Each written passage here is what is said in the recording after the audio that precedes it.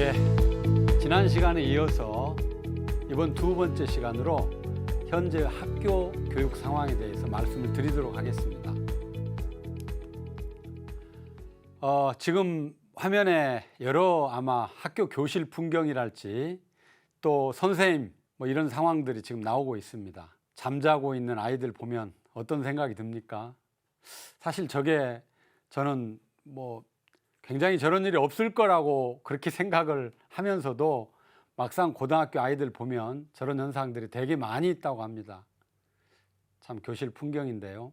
그리고 지금 우리 아이들에게 물어보면 교사가 되고 싶어 하는 사람들이 굉장히 많아요. 그런데 정작 현재 교사들 중에 5명 중에 1명은 오히려 교사된 것을 후회한다고 하는 그런 참 참담한 조사 결과가 있습니다. 교권이 무너져 가고 있는 그런 상황들 안타깝죠. 또 학부모님들 자녀들 학교에 보내놓고 행복하신가요?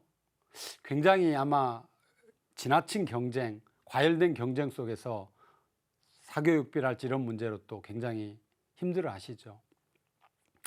대안학교 별 그 학교에 교장쌤인 김현수 박사님께서 아이들에게 교실이란 어떤 곳인가라고 질문을 했어요. 그랬더니 아이들 대답이요. 교도소, 복도, 맞은편에 있는 곳, 그들만의 리그가 펼쳐지는 곳, 침실이다, 독재자의 공간. 독재자의 공간은 어디를 말할까요? 누가 독재자일까요? 어쨌든 간에 아이들은 저런 부정적인 대답을 너무너무 많이 했어요. 그래서 그냥 풍경으로 보이는 학교를 생각하면 지금 우리 아이들 그렇게 행복하지 못합니다. 굉장히 좀 암울한 그런 학교 교실, 학교 교육을 둘러싸고 있는 그런 상황입니다. 지금 미래 사회를 우리가 4차 산업혁명 사회라고 일컬으면서 굉장히 불확실성이 강조되고 있는 그런 상황입니다. 인공지능, 로봇, 사물 인터넷 이런 것들 많은 얘기하시고요. 온라인 세계와 오프라인 세계를 융합하는 이런 상황이 바로 4차 산업혁명이 진행되고 있는 상황이라고 볼 수 있습니다. 지금 아마 이런 시대에는 경계가 없어지는 시대일 거예요. 우리가 지금 코로나 전국에 우리 일상들이 굉장히 많이 달라지고 기존의 것들과 다른 경우가 참 많은데요. 이제 학교와 학교 밖의 경계가 없어지는 시대가 올지도 모릅니다. 아이들은 꼭 학교에서만 배우는 그런 곳이 아닐 수 있다는 것이죠. 그리고 우리 사회는 굉장히 불안하면서도 또 새로운 기대, 만들어지지 않은 것에 대한 기대가 있겠죠. 그래서 많은 부분에서 또 호기심이랄지 이런 것들도 생길 수 있습니다. 그래서 이런 시기에 우리 교육에서 중요한 키워드로 삼아야 될 게 저는 도전과 모험이라고 생각을 합니다. 미래 사회요, 수동적으로 그냥 오지 않습니다. 사실 엄밀하게 따지면 미래 사회는 누가 만드는 거죠? 우리 아이들이 만들어가는 거죠. 지금의 사회를 우리 어른들이 만들었듯이 미래 사회는 우리 아이들이 만들어 가야 됩니다. 그래서 우리 아이들이 가져야 될 가치관, 생각, 그들의 어떤 삶의 중요한 부분들이 무엇인가가 돼야 되는지 이런 것들에 대해서 우리 교육이 충분히 그것을 지원해 줘야 된다는 것이죠. 좀 더 멀리 보고 준비해야 되는 상황이라고 말씀드릴 수 있겠습니다. 저는 가끔 요즘 4차 산업혁명을 얘기하는데 좀 엉뚱하게 5차 산업혁명을 준비하라는 그런 우리 학생들한테 그런 얘기를 가끔 해요. 그랬더니 학생들이 질문을 해요. 교수님, 5차 산업혁명이 무엇입니까? 물론 4차 산업혁명도 우리가 완전히 알지 못하는데 5차 산업혁명 언젠가 빠르게 오겠죠. 근데 저는 아마 LT, 그러니까 라이프 테크놀로지하고 관련된 그런 산업이 5차 산업혁명이 되지 않을까 이런 생각을 해봅니다. 여기서 잠시 한국 교육에 대한 돌발적 문제 제기를 한번 해보고 싶은데요. 지금 우리나라는 대학 진학률이 세계 1위입니다. 그리고요, 피사에서 학력 조사를 해보면 거의 상위권 성적을 놓치지 않고 있어요. 피상적으로는 그렇게 보여지고 있지만 그 내면에 또 들어가 보면 청소년의 자살률이 아시다시피 세계 1위이고요. 또 우리 청소년들의 행복 지수 다른 나라에 비해서 압도적으로 떨어집니다.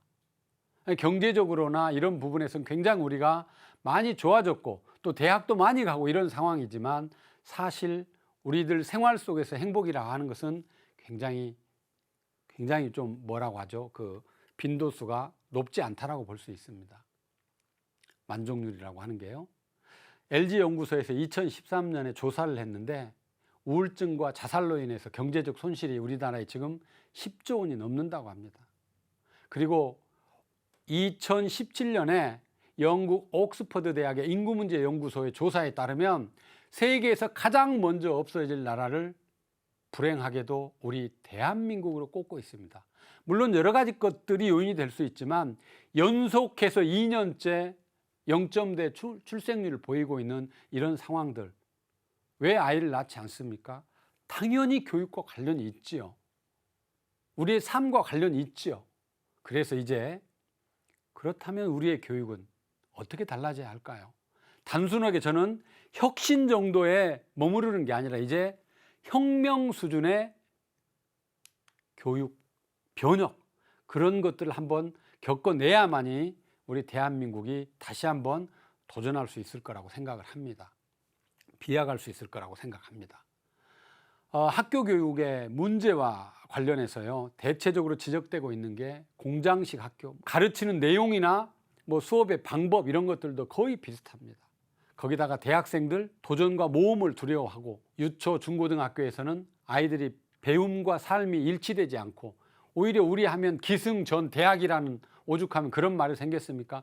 모든 아이들의 교육이 대학 입시하고 연결되어 있는, 그곳만을 향해서 가고 있는 이런 불행한 상황, 이런 상황을 맞이하고 있습니다. 경쟁에서 이기는 인간을 길러내는 교육을 시키고 있는 이런 상황이죠. 좀 더 디테일하게, 좀 더 자세하게 들여다보면요, 이런 상황 속에서 우리나라의 청소년들의 공부 시간을 보면 OECD 국가 중에 가장 많이 합니다. 예를 들면 수학 같은 경우 성적은 높은데 흥미도에 보면은 굉장히 떨어지는 이런 어떤 부조화 현상이 나타나고 있고요. 또 참 불행하지만 어떤 신문 기사를 보니까 600명의 학생이 전체 학생인데 하루에 100명이 보건실을 찾는데요. 그러니까 아이들이 정상적이지 못하다는 거죠. 이런 상황 속에서 아이들의 자살률의 그 내면을 보니까 이런 학업이랄지 이런 것들의 스트레스가 그만큼 많이 있는 겁니다. 그리고 흥사단 아카데미에서 조사한 조사 결과에 의하면 학생들의 장래 희망 이런 것들이 결코 긍정적이지 못하고 또 정직 지수 같은 것들이 계속해서 떨어지고 있는 이런 현상들이 나타나고 있습니다. 그러면 우리가 교육을 어떻게 보고 또 학교 수업이 어떻게 달라져야 될까요? 교육을 보는 시각은 교육의 사적 영역이라고 하는, 즉 성공과 출세나 행복, 부자, 자유 이런 차원의 관점과 또 공적 영역으로 볼 수 있는, 뭔가 더불어 살고 지속 가능한 사회와 연결되는 이런 영역들이 있습니다. 교육은 이 두 가지를 다 충족시켜줘야 된다는 것이죠. 그래서 우리의 학교가 개인의 어떤 사적 이익만을 추구하는 그런 어떤 공간이 아니라 진짜 학교에서 자신의 삶을 탐구하고 그곳에서 행복하고 즐겁고 또 잘하는 것과 하고 싶은 것 이런 것들을 발견해가는 그런 곳이 돼야 합니다. 국가 사회적으로 본다면 굉장히 중요한 가치가 교육을 통해서 전승될 수 있고 또 계승되고 발전될 수 있는 그런 어떤 새로운 미래를 창조해가는 디딤돌과 같은 역할을 어느 곳에서 해야 됩니까? 바로 학교 교육에서 그런 역할을 해야 된다는 것이죠. 그리고 평생교육의 관점에서 본다면 학습 방법이나 이런 것들이 굉장히 강조되는 형태로 학교는 달라져야 됩니다. 이제 학교는요, 세상 전체가 교실이고 꼭 공부를 학교에서만 해야 된다는 그런 생각을 바꿔야 합니다. 공부라고 하는 것은 우리 아이들에게 살아가는 힘을 길러주는 것이 중요합니다. 공부가 대학을 가기 위한, 물론 대학이라고 하는 것도 자기 인생의 하나의 진로를 선택해가는 중요한 부분이죠. 그러나 더 중요한 것은 살아가는 데 필요한 것들을 학교에서 배우고 교육에서 그런 역할을 해줘야만이 우리 교육이 바로 설 수 있다는 것입니다. 교육에서 가장 중요한 건 실천하는 거죠. 네, 이제는요, 모방하거나 이런 어떤 다른 사람들 보고 따라 배우는 형태의 그런 교육을 넘어서서 아주 비판적이고 창의적으로 미래를 만들어갈 수 있는 아이들을 만드는 교육으로 달라져야 됩니다. 자, 우리 교육의 문제를 정리해 보면요, 우리는 진짜로 이렇게 불평등이 굉장히 심화되고 있습니다.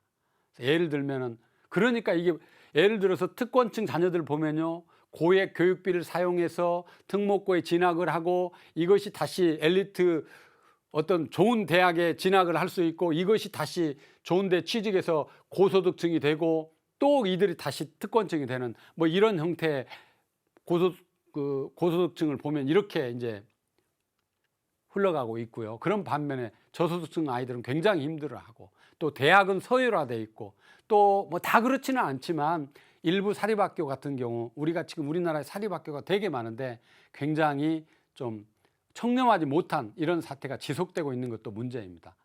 자, 또 다른 측면에서 한번 정리를 해보면요, 우리 대한민국 교육의 문제가 우리가 민주주의의 시민교육으로서의 어떤 시민을 키워내는데 실패를 한 이런 상황이 지속되고 있습니다. 그 다음에 교육을 사적인 영역으로 생각해야 된다는 그런 측면들이 계속 반복되고 있고요. 그 다음에 학교 교육과정, 이런 교육과정의 획일화를 좀 넘어서 이제는 좀 도전과 모험이 있는 그런 교육으로 달라져야 할 것으로 보여집니다. 자, 세계 교육의 동향들을 보면요, 상당히 여러 가지 많이 달라지고 있는데, 시험은 있지만 성적을 공개하지 않는 핀란드 같은 사례. 우리가 사실은 가난해서 불행한 게 아니라 비교돼서 불행한 거거든요.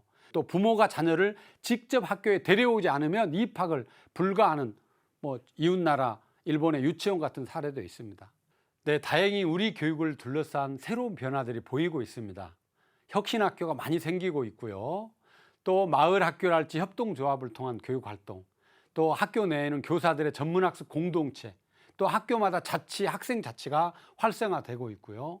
또 학부모들의 학교 참여 같은 게 법제화되고 있는 이런 시스템으로 달라지고 있습니다. 거기다가 액티브 러닝이랄지 거꾸로 수업이랄지 하브루타 같은 토론 방식, 이런 방식들이 수업 안에 들어오고 있습니다. 그래서 우리 교육의 시스템이나 상황이나 이런 것들도 좋은 방향으로, 긍정적인 방향으로 달라지고 있는 상황입니다.